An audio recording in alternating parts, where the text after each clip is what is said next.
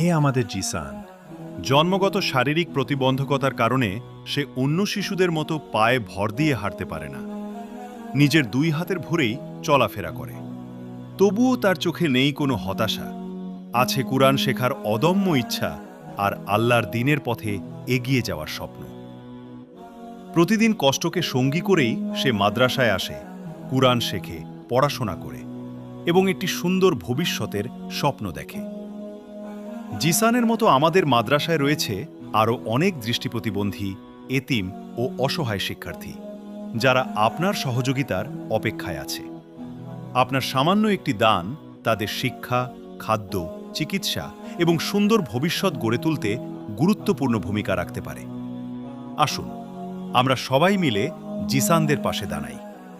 আল্লাহ তাআলা আপনার প্রতিটি সহযোগিতাকে সদকায়ে জারিয়া হিসেবে কবুল করুন। আমিন।